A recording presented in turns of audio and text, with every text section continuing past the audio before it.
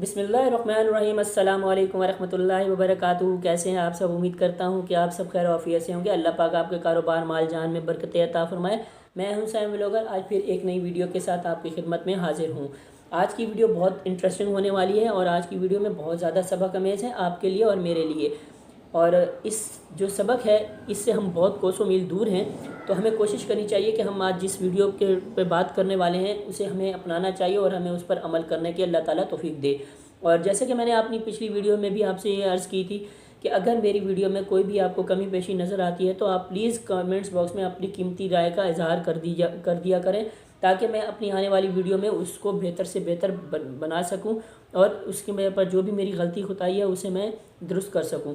तो बात यह है कि अक्सर में बहुत सारे लोग जो है वो कमेंट्स करते भी हैं, कुछ बहुत सारे लोग हैं जो वीडियो एंड तक नहीं देखते, स्किप कर देते हैं। तो हर किसी का अपना पेश नज़र होता है, जिसने देखनी है वो देखेगा, जिसे नहीं अच्छी लगेगी वो नहीं देखेगा। तो कोशिश किया करें कि देखा करें। और इंसान की मेहनत होती है, मेहनत पे भी डिपेंड करता है। बाकी उसमें देखें, अगर आप किसी की इस्लाह करेंगे तो वो उसका भी अजर आपको अल्लाह पाक देगा।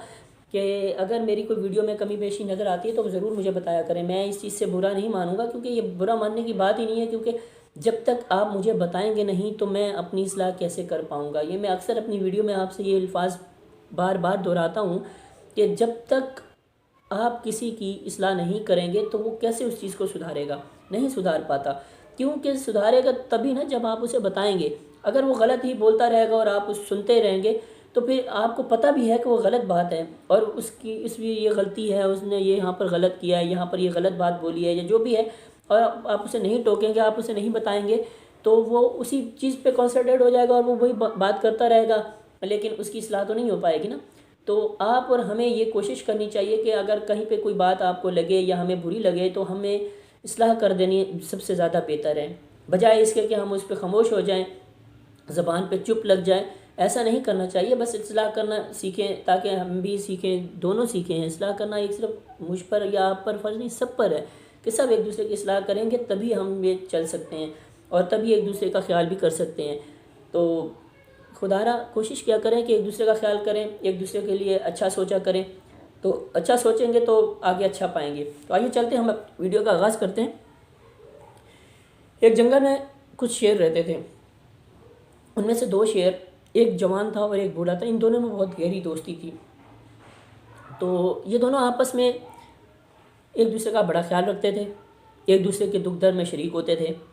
एक दिन ऐसा हुआ कि इन दोनों में किसी बात पर गलत फहमी पैदा हो गई और इन दोनों में नाराज़गी हो गई और ये दोनों एक दूसरे से बात नहीं करने लगे, बात करना ख़त्म कर दी इन्होंने और ये एक दूसरे के दुश्मन हो गए और ये दोनों अलहदा अलहदा हो गए।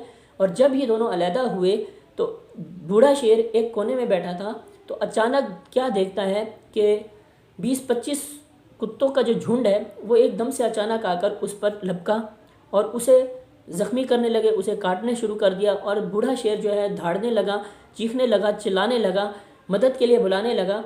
तो पास ही वो जवान शेर जो है वो कहीं दूर दराज में बैठा हुआ था, तो उसने आवाज़ सुनी और वो भागता हुआ आया और इतनी ज़ोर से धाड़ा कि जो 20-25 कुत्तों का जो झुंड था वो सारे के सारे वहाँ से भाग निकले।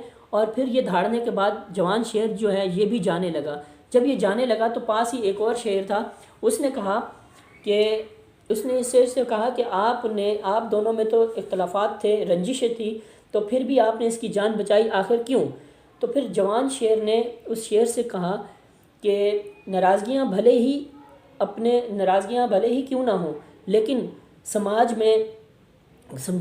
की कमज़ोरी को किसी दूसरे पर ज़ाहिर नहीं करना चाहिए और ऐसा ना हो कि कोई बाहर का कुत्ता आके हमें काट के चला जाए। तो मतलब उसने इस बात को हमें समझाने, शेर की बात से समझ जाएं कि शेर ये कह रहा है कि समाज के अंदर ऐसी कमज़ोरी पैदा नहीं करनी चाहिए कि कोई बाहर का कुत्ता आके हमें काट के चला जाए।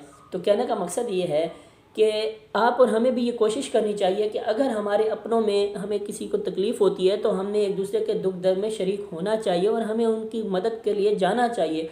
भले हमारी रंजिशें अपनी जगह पे हैं, हमें एक दूसरे से नाराज़गियाँ अपनी जगह पे हैं, लेकिन जब वो तकलीफ़ में हो तो हमें उसके पास पहुंचना चाहिए। लेकिन आज का हमारा सबसे बड़ा अलमिया ये हो गया है कि हम लोगों ने रंजिशें इतनी बढ़ा ली हैं कि वो जो रंजिशें हैं वो नस्ल दर नस्ल चलना शुरू हो जाती हैं।